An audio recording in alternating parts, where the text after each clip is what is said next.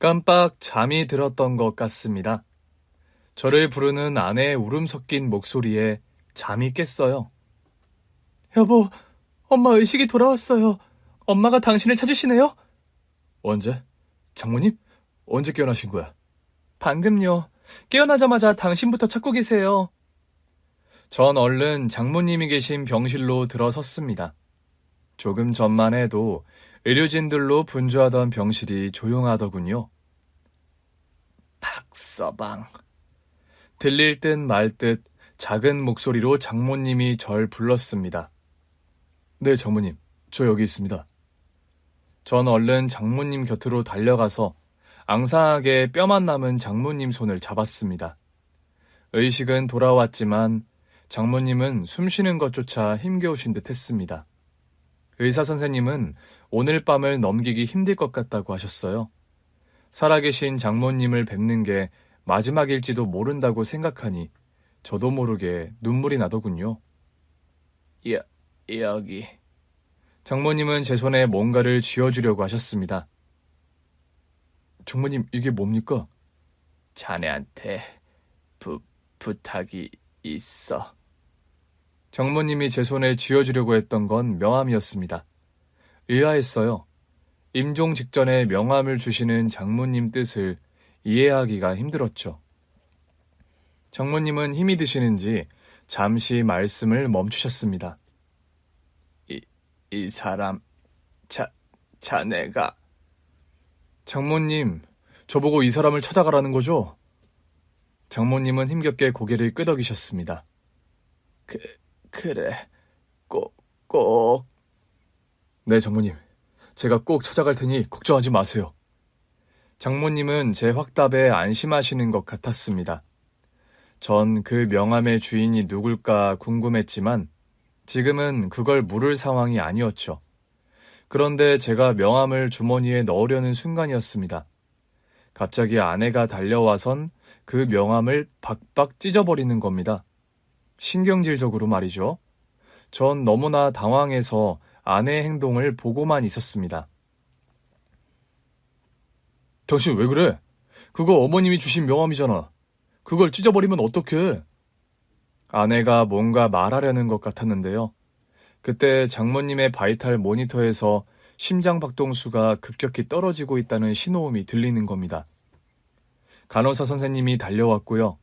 의사 선생님도 오셔서는 저희에게 마지막 인사를 하라고 하더군요.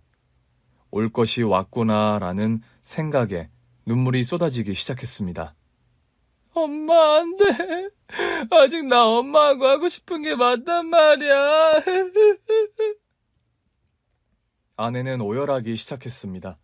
아들 민석이와 딸 민지도 할머니와 마지막 인사를 하라는 말에 소리내 울기 시작했죠.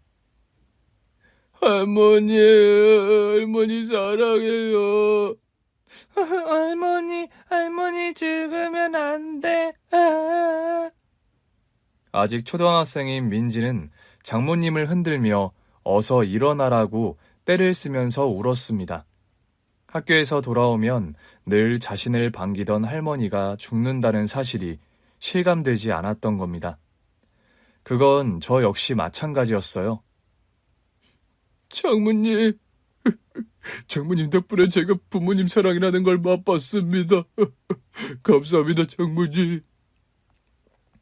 장모님께 마지막 인사를 하면서도 꿈이면 좋겠다 싶었습니다. 장모님은 제게 엄마 같은 분이셨습니다. 저를 사위가 아니라 친아들처럼 사랑해 주셨어요. 장모님, 좋은 곳으로 가서 편히 쉬세요. 사랑합니다. 엄마 사랑해요. 우리 꼭 다시 만나요. 아내도 저도 장모님과 작별하는 게 너무 힘들었습니다. 소란스러운 장례식장에서도 잠시 틈이 나면 장모님 생각에 눈물이 났습니다. 당신 들어가서 잠시라도 눈 좀 붙여요. 어제도 꼬박 밤을 새우지 않았어요? 아니야, 난 괜찮으니 당신이나 좀 쉬어. 내일 장지까지 가려면 잠을 좀 자둬야지. 슬픔 때문인지 그리움 때문인지 잠도 오지 않았습니다. 장모님이 이젠 저희 곁에 없다는 사실이 믿기지가 않더군요. 장모님의 장례를 마치고 집에 돌아오니 허전함은 더했습니다. 집안 곳곳에 남아있는 흔적 때문에 장모님이 너무 그리워지더군요. 아내 역시 마찬가지인 것 같았습니다. 잠자리에 누워서도 잠들지 못하고 계속 뒤척였어요. 당신 피곤할 텐데 잠이 안 와? 당신도 잠이 안 오나 보네요. 집에 오니 어머님이 생각이 더 나네. 아내와 장모님 얘기를 하다 보니 문득 임종 직전 장모님이 주셨던 명함 생각이 났습니다. 당신 그때 왜 그랬어? 뭘 말이에요? 장모님 돌아가시기 직전에 나한테 명함 주셨잖아. 그 명함 왜 찢어버렸냐고. 장모님 유언이나 마찬가지인데 나 그때 얼마나 놀랐다고. 아내는 한동안 말이 없었습니다. 왜?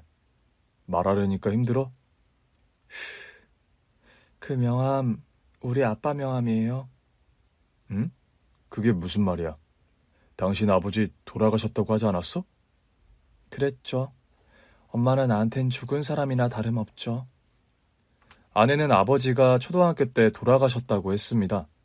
그래서 장모님이 보험 일을 하시면서 힘들게 자신을 키웠다고 했어요. 일부러 당신한테 거짓말하려고 한 건 아니에요. 우리를 버리고 간 그 순간 아빠는 나에게 죽은 사람이 됐거든요. 아내가 초등학교 3학년 때 있었던 일이라고 합니다. 학교에 돌아오니 엄마가 울고 있었다고 해요. 집안엔 깨어진 그릇이며 옷가지들로 난장판이었다고 하죠. 엄마 왜 울어? 아빠 때문에 그래? 그즈음 부모님 싸움이 잦았다고 합니다. 아버진 자주 집을 비웠고 어쩌다 집에 들어오면 사소한 일에도 짜증을 부리면서 화를 냈다고 해요. 집안 꼴이 이게 뭐야? 이러니 내가 집에 오고 싶겠어? 장모님은 그런 아버지 억지를 처음엔 참고만 있었다고 합니다. 이걸 지금 나보고 먹으라고 가져온 거야? 반찬꼴이 이게 뭐냐고? 생활비 떨어진 지 오래돼서 그래요. 당신 지난달에도 생활비 안 줬잖아요. 뭐야? 어디서 말대꾸야? 그래서 지금 나한테 반찬으로 시위라도 하는 거야? 그게 아니라 당장 쌀도 사야 하고 주위 운동화도 하나 사줘야 하는데 당신이 생활비를 안 주니까. 으이그, 넌 내가 돈 버는 기계로만 보이지? 남편이 얼마나 힘들게 돈 버는지도 모르고. 그래서 나도 당신이 주는 생활비 아껴 쓰려고 한다고요. 뭐? 아껴 쓴다는 사람이 지금 돈 타령이야? 생활비 좀 안 줬다고 오랜만에 집에 들어온 남편한테 시비냐고?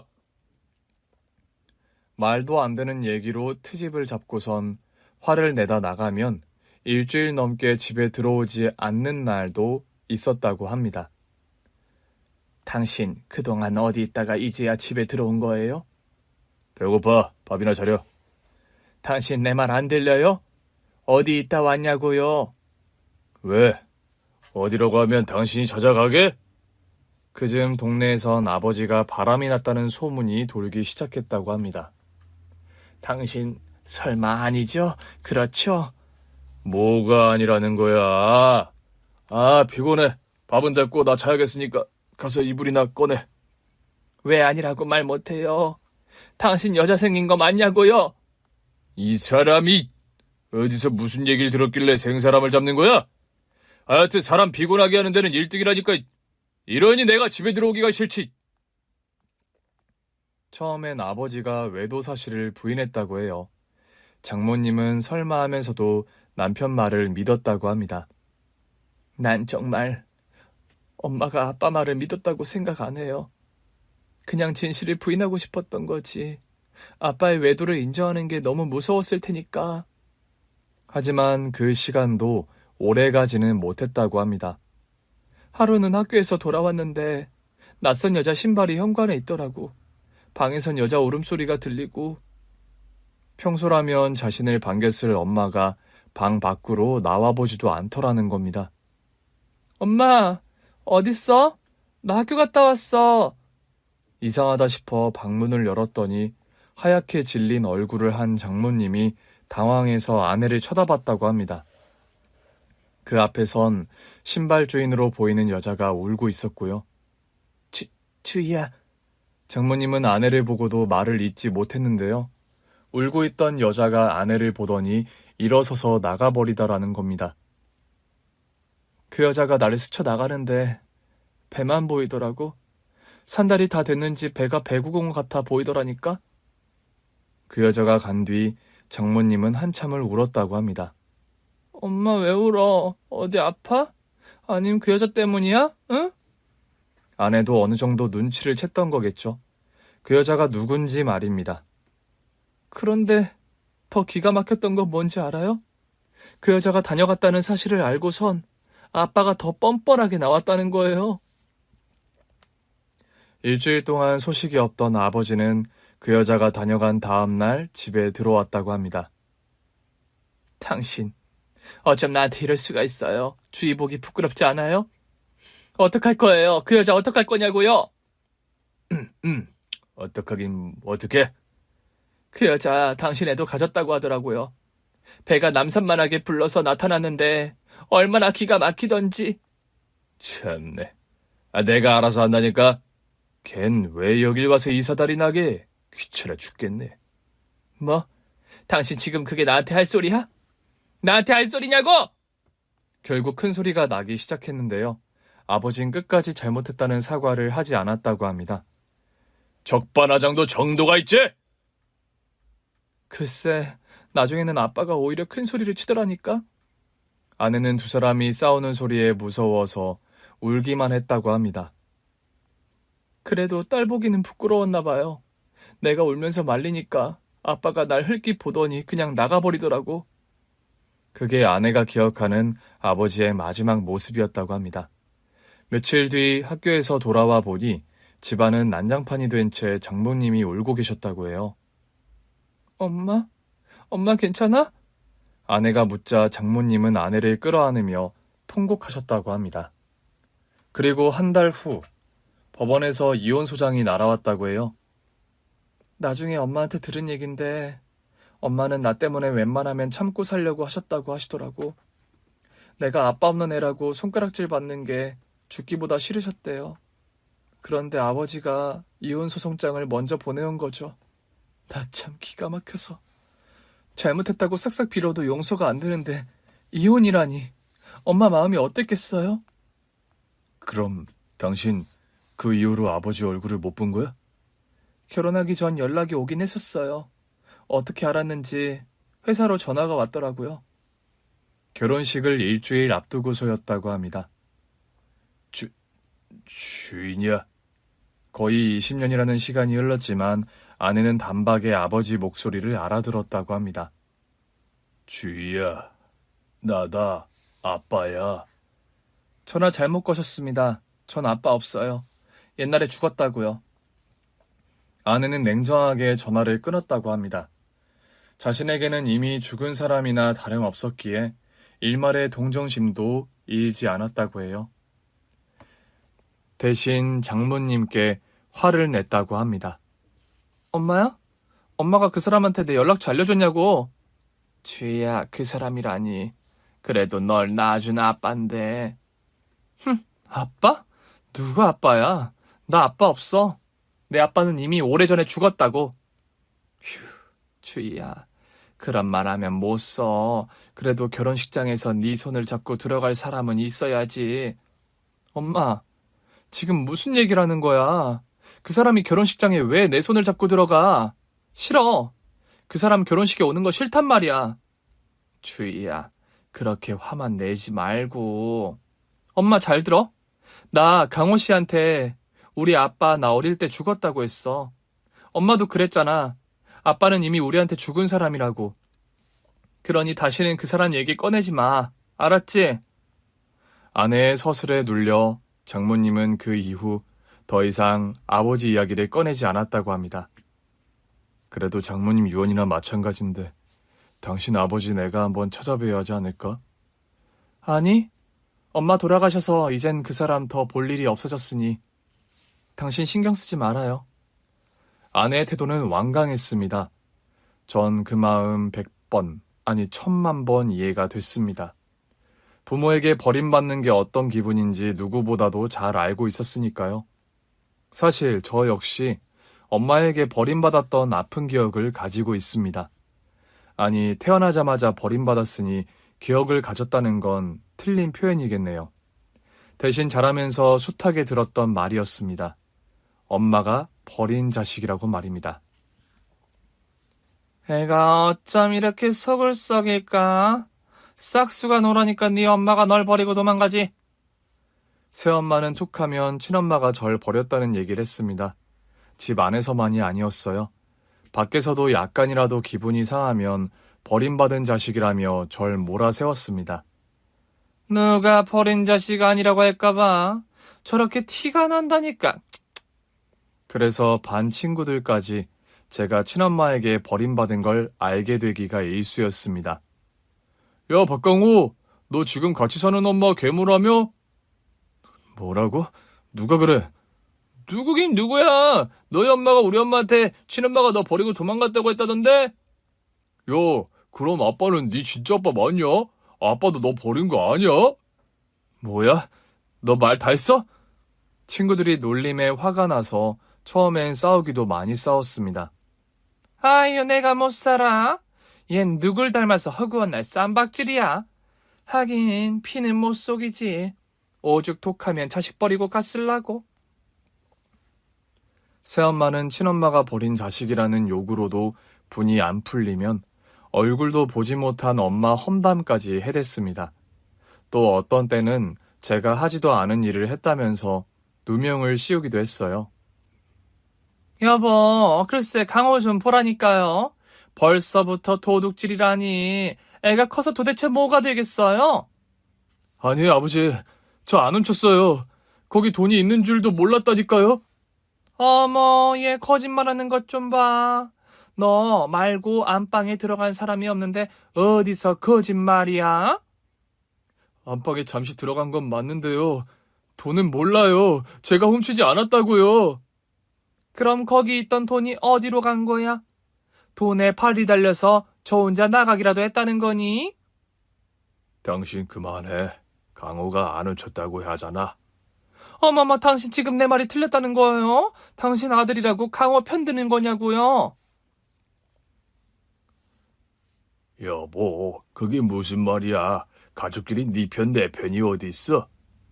내 말이 그 말이잖아요. 당신 아들이 아니라 내가 우리 아들이라고 생각하니까 이런 일일수록 버릇을 잘 잡아야 된다고 하는 거잖아요. 결국 그날 전 저녁을 굶어야 했습니다. 좋아.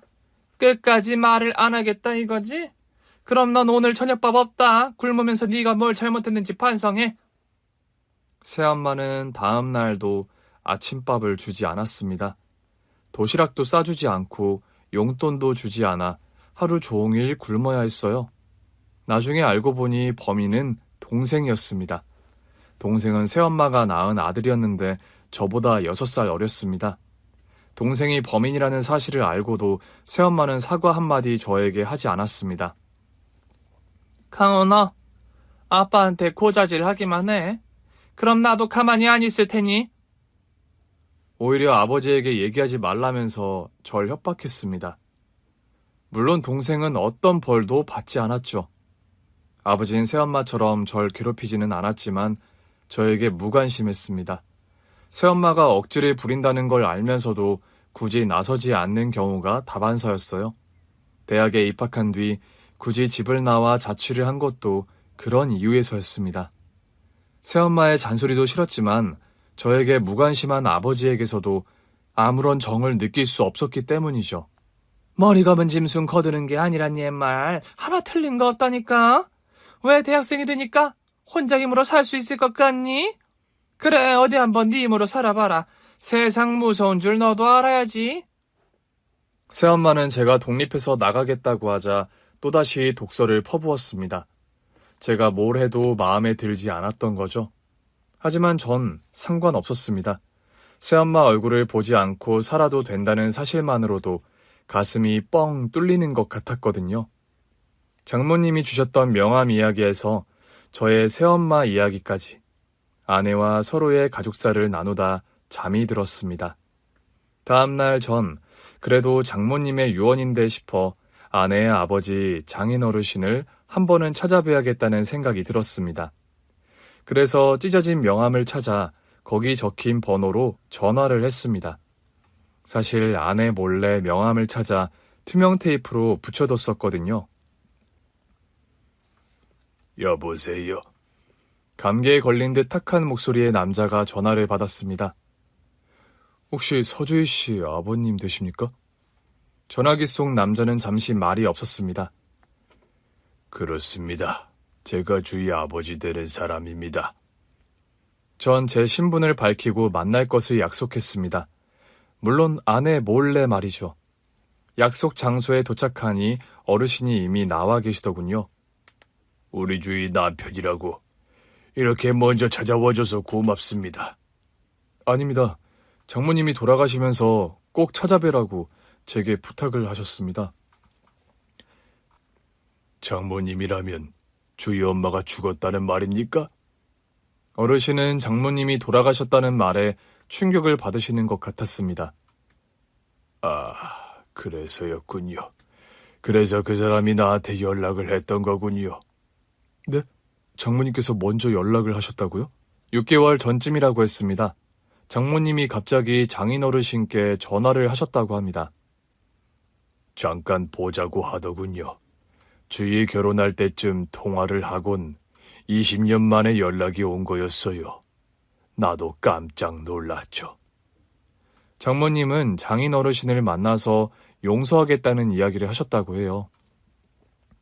나 당신 정말 많이 미워하고 원망했어. 그런데 이제 다 부질없다는 생각이 드네. 그래서 당신 용서하려고. 장모님의 용서한다는 말에 장인 어르신은 많이 울었다고 합니다. 내가 용서를 빌어도 시원찮은데 그 사람이 먼저 용서한다고 하니 얼마나 부끄럽고 마음이 아프던지. 자네는 믿지 않겠지만 얼마나 후회하며 살았는지 몰라요. 장인 어르신은 착한 아내와 딸을 버린 걸 후회하며 살아왔다고 하셨습니다. 그때는 정말 아무것도 보이지가 않았습니다. 마치 뭐에 씌인 것처럼 말입니다.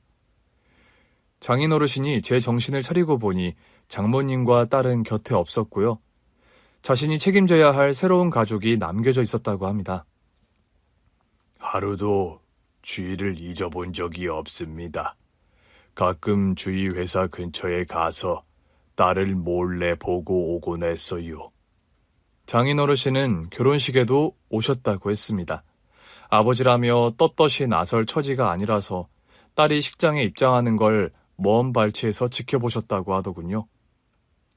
그 사람이 주희를 부탁하더군요. 기회가 되면 그동안 못다한 아버지 노릇을 해주라고 말입니다. 그래서 아마 자네를 나한테 보낸 모양이네요.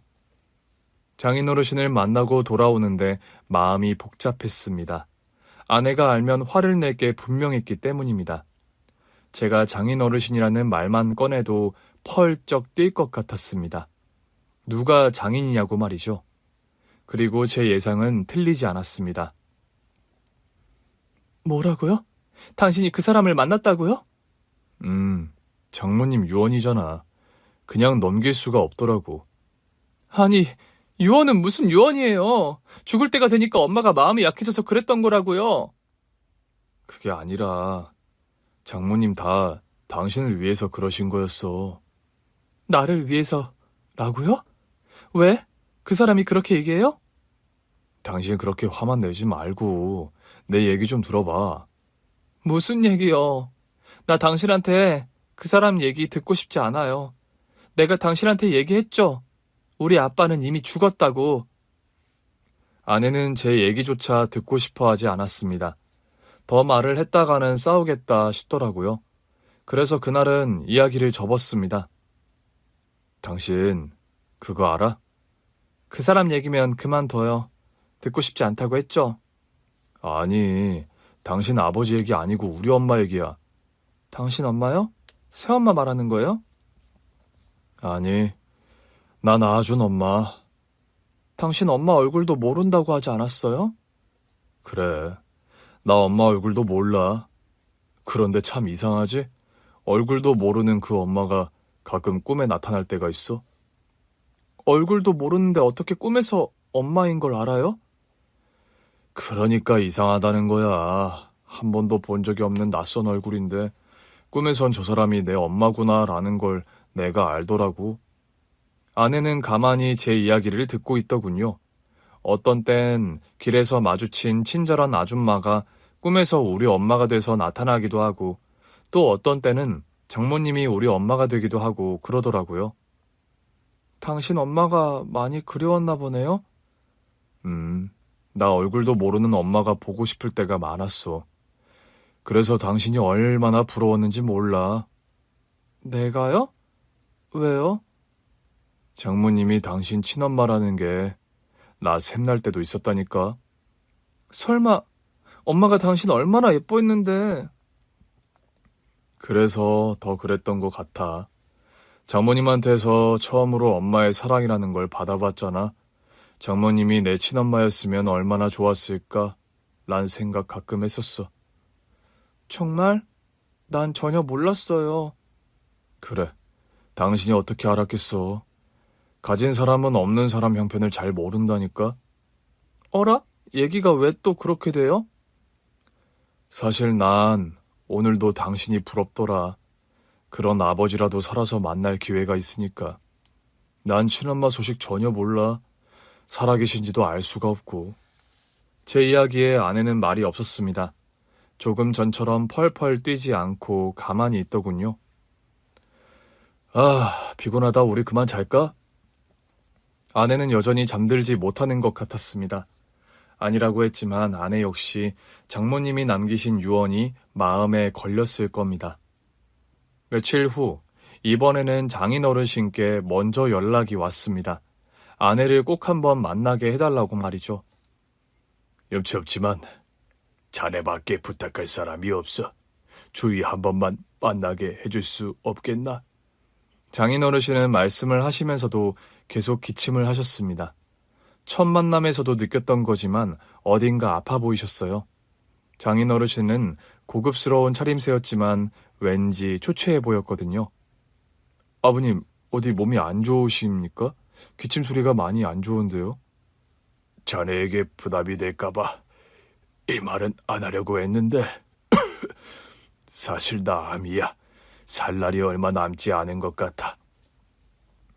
연신 기침을 해대며 부탁하시는 장인어르신이 너무 딱해 보였습니다. 그래서 전 아내를 만나게 해드리겠다고 약속을 하고 말았습니다. 당신, 그 사람 만나지 말라는 내 얘기 뭘로 들은 거예요? 아내는 제 얘기에 화부터 냈습니다. 알지. 나 당신 마음 안다고.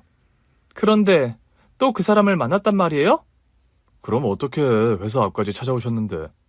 게다가 아버님 건강도 많이 안 좋으신 것 같더라고. 아버님이라뇨? 누가 당신 아버님이라는 거예요? 여보, 지금 그게 중요한 게 아니야. 당신 아버님 암이래. 얼마 남지 않으신 것 같아. 암이라는 말에 아내도 놀라는 것 같았습니다. 당신 마음 나도 아는데 암이라고 하시잖아. 만약 이대로 돌아가시면 당신 후회 안 하겠어? 후회할 일 하지 말고 한 번만, 딱 한 번만 만나자, 응? 장인어르신이 돌아가실지도 모른다는 말에 아내는 고집을 꺾었습니다. 이틀 뒤 조용한 레스토랑에서 장인어르신을 만났어요. 주희야, 아이고 내 딸. 장인어르신은 아내를 보고 눈물부터 흘리셨습니다. 하지만 아내는 그런 장인을 차갑게 바라볼 뿐이었어요. 주희야, 그동안 아빠 원망 많이 했지. 미안하다, 미안해. 아니요. 그것도 어릴 때 얘기고요. 이젠 그런 감정도 안 남아있어요. 아내의 냉랭한 태도에도 불구하고 장인어르신은 아내의 손을 잡으며 좋아하셨습니다. 죽기 전에 이렇게 널 보다니. 내가 이제 죽어도 한이 없다. 한이 없어. 다행히 아내는 장인어르신께서 잡은 손을 뿌리치지는 않았습니다. 하지만 끝까지 아버지라고 부르지 않더군요. 돌아오는 차 안에서도 이렇다 할 말 한마디도 하지 않았습니다. 전 그런 아내의 마음을 충분히 이해할 수 있었습니다. 저도 비슷한 경험을 한 적이 있었으니까요. 대학 3학년 때였던 것 같습니다. 아르바이트를 마치고 집으로 돌아왔는데 아버지가 자취방 앞에서 절 기다리고 계셨습니다. 아버지? 어쩐 일이세요? 강호, 너 이제 집에 오는 거냐? 네, 알바 마치면 늘 이 시간이에요. 잠시 들어가시겠어요? 자취방에 아버지와 둘이 있는데 어색하기 이를 데 없었습니다. 아버지와 마주 앉아서 서로 이야기를 나눴던 기억이 없었거든요. 알바는 힘들지 않아? 네, 할만해요. 딱히 할 얘기도 없었습니다. 당연히 대화가 이어지지 않고 뚝뚝 끊어졌습니다. 강호야. 네. 미안하다. 아버지가 너한테 미안해. 아버지는 뜬금없이 미안하다는 말을 하시고선 바로 일어나셨습니다. 아버지를 배웅하고 돌아오니 방바닥에 하얀 봉투가 있더군요. 봉투를 열어보니 500만 원이 들어있었습니다. 독립하겠다고 나간 아들이 아마도 걱정이 되어 오셨던 것 같았습니다. 하지만 그 돈을 보며 전 마음이 착잡했었습니다. 처음엔 아버지의 무관심이 미웠습니다. 원망도 했어요. 하지만 시간이 흐르니 그런 감정조차 무뎌지더군요. 사랑의 반대말은 미움이 아니라 무관심이라는 말이 맞았습니다. 저 역시 아버지에 대해 무관심해졌는데요. 두고 가신 돈을 보면서 이제와 아버지 노릇이라도 하겠다는 건가 싶어 화가 나기도 하고 슬프기도 하면서 감정이 복잡해졌었습니다. 아마 아내도 지금 그렇지 않을까 싶었습니다. 그로부터 딱 2달이 지난 뒤 장인어르신의 부고장이 날아왔습니다. 어느 정도 예상했던 일이긴 하지만 당황스럽더군요. 전 아내에게 어떻게 얘기해야 할지 고민하며 말을 꺼냈는데요. 아내는 의외로 담담했습니다. 마지막 가시는 길인데 우리도 가야죠. 장인어르신의 빈소는 아들과 며느리, 손주들이 지키고 있었습니다. 그러니까 아내의 배다른 동생이 되는 셈이었는데요. 동생은 아내의 존재를 알고 있는 것 같았습니다. 아내는 장인어르신 영정 앞에서 한참을 서 있었습니다. 소리내 울지는 않았지만 아버지를 보내는 슬픔이 저에게는 고스란히 보이더군요. 주의 누님이시죠? 아버지께 얘기 많이 들었습니다. 아버지 가시는 길 이렇게 와주셔서 고맙습니다. 상주와 인사를 마치고 돌아서려는데 상복을 입은 아들이 아내에게 고맙다는 말을 건넸습니다. 아내의 눈에는 또다시 눈물이 고였어요. 그리고는 말없이 동생의 손을 잡아주더군요. 여보, 고마워. 당신 말이 맞았어. 나 당신 아니었으면 평생 후회하며 살았을 거야. 아니야. 다 장모님 덕분이지. 장모님이 아니었으면 내가 어떻게 장인어르신을 만날 수 있었겠어. 그러네. 엄마 덕분이네. 우리 엄마 참 아빠를 어떻게 용서할 수 있었는지 몰라. 아내의 이야기를 듣다 보니 새삼 또 장모님이 그리워졌습니다. 여보, 난 다음 생애에선 장모님 아들로 태어나고 싶어. 정말이야? 진심이었습니다.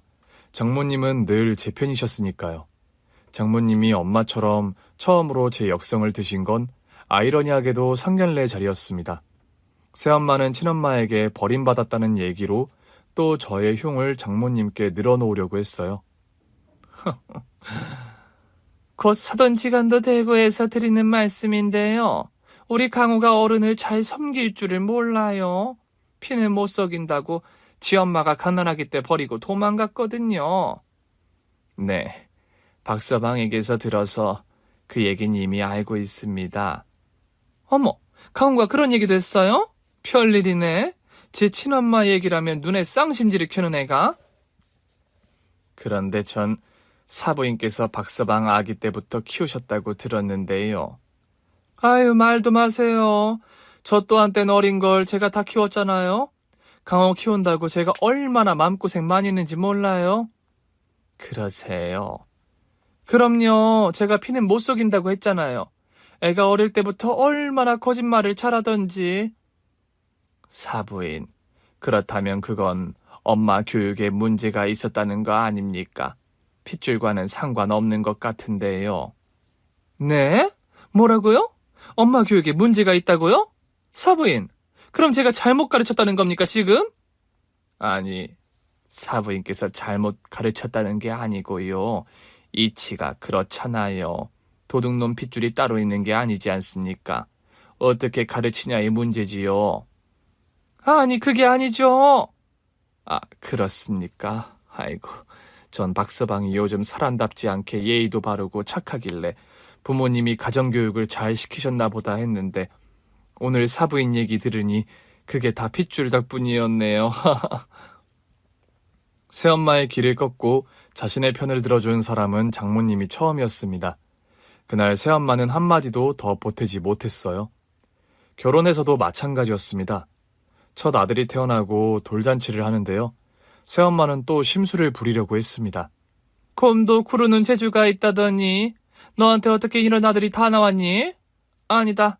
얘도 너처럼 버림받으려나? 사부인, 버리긴 누가 버려요. 내일부터 우리 민석이 제가 돌볼 겁니다. 네?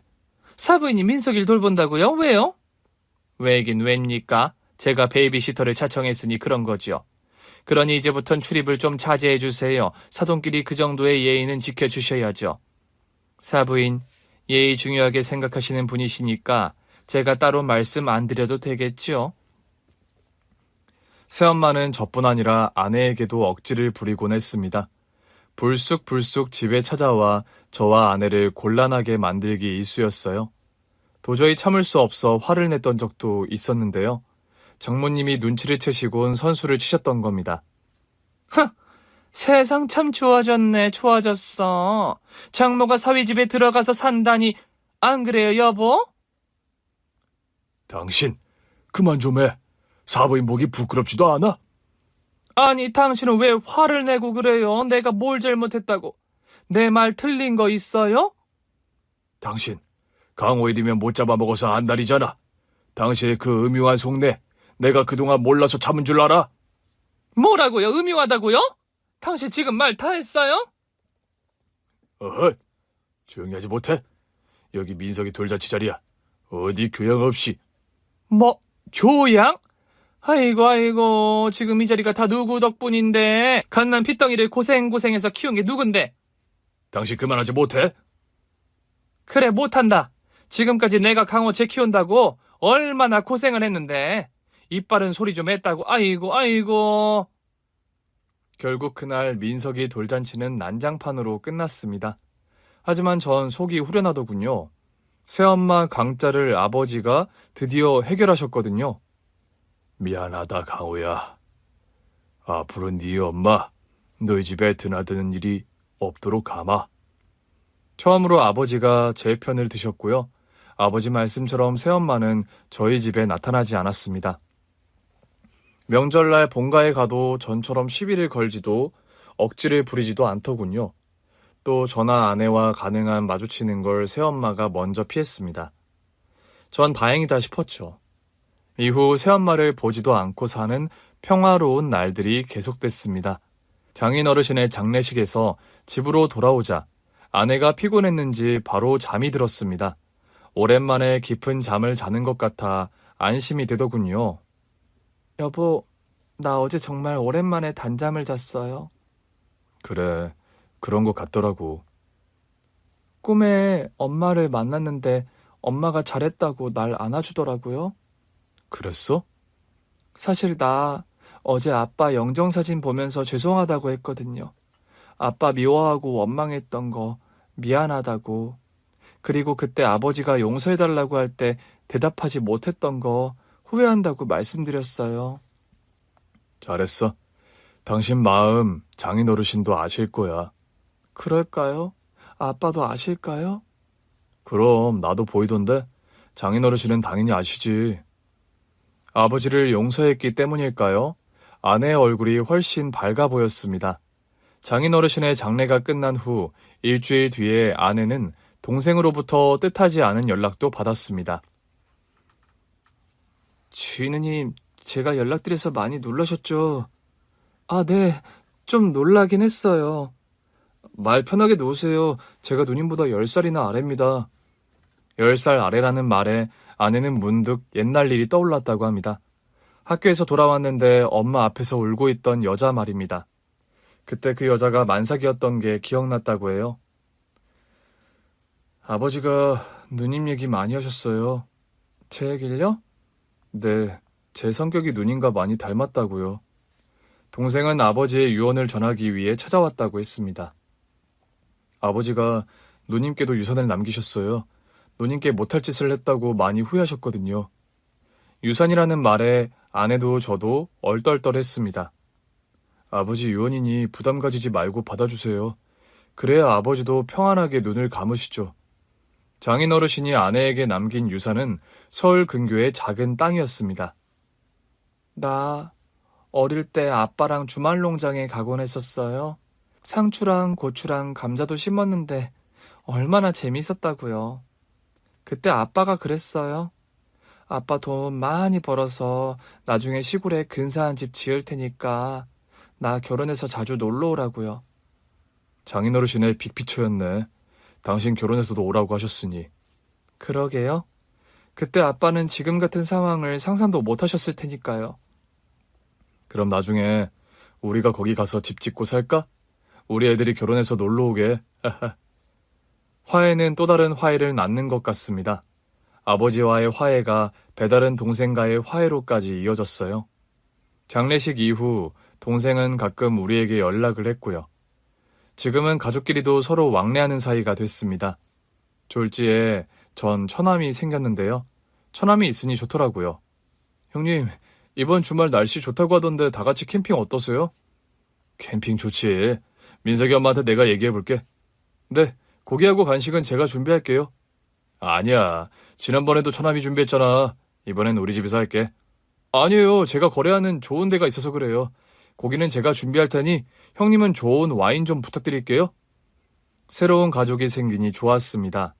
아니, 서로의 아픔을 보듬어주는 가족이 있으니 삶이 달라지는 것 같았습니다. 누님, 고기 맛 어떠세요? 제가 특별히 좋은 걸로 부탁해서 가져온 겁니다. 정말? 그래서 그런지 입에 살살 녹는 게 완전 꿀맛인데? 아유, 형님, 말도 마세요. 이이가 고기 숙성시킨다고 냉장고를 다 차지했었다니까요. 숙성을 잘해야 제맛이 난다나 뭐라나. 하여튼 형님 가족이랑 캠핑 간다고 하면 어찌나 유별나게 준비를 하는지. 야, 우리 처남한테 감사해야겠는걸. 아무나 이 고기 맛을 볼 수 없다는 거잖아. 안 그래, 여보? 그래, 대규야 너무 고맙다. 이 사람이랑 캠핑 가잖아? 그럼 고기가 뭐니 라면도 제대로 얻어먹기 힘들다니까. 뭐야 당신, 지금 동생 있다고 나한테 유세하는 거야? 그럼요, 이 정도 급이면 유세할만 하죠. 하하. 누님, 얘기만 하세요. 누님이 원하시면 꿀맛 같은 고기 언제든 대령하겠습니다. 헤헤헤. 아내도 그랬지만 처남 역시 상처를 아는 채 살아왔었다고 해요. 외도로 낳은 아들이라는 꼬리표가 늘 따라붙었었다고 하는데요. 아내와의 화해로 그 꼬리표에서 마음이 해방됐던 겁니다. 그리고 저 역시 친엄마에 대한 미움에서 벗어나게 됐습니다. 그토록 그리워하면서도 원망했던 엄마를 만나게 됐기 때문입니다. 그날은 주문량이 많아 회사 일이 분주하게 돌아가고 있었던 때였습니다. 점심때쯤 아버지에게 전화가 온 겁니다. 강호야, 통화 괜찮니? 네, 아버지, 무슨 일 있으세요? 웬만한 일에는 연락을 하지 않던 아버지라 전 무슨 일이라도 생겼나 싶어 걱정이 됐습니다.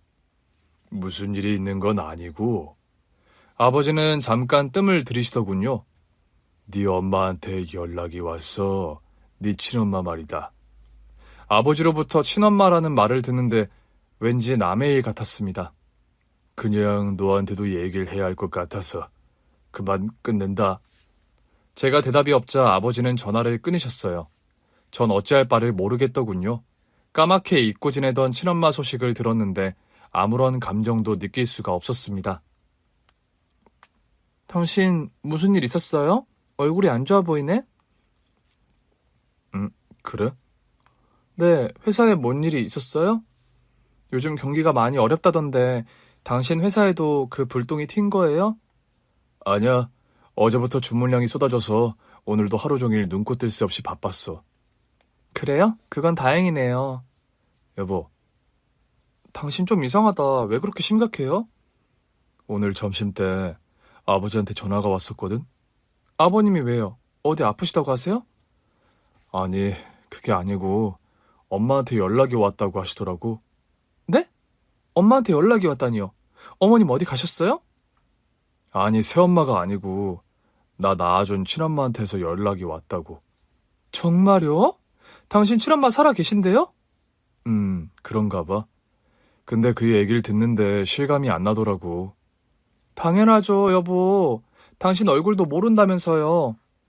그래도 내가 그동안 그리워하고 미워한 시간이 있는데 어떻게 이렇게 아무런 감정이 안 느껴지지?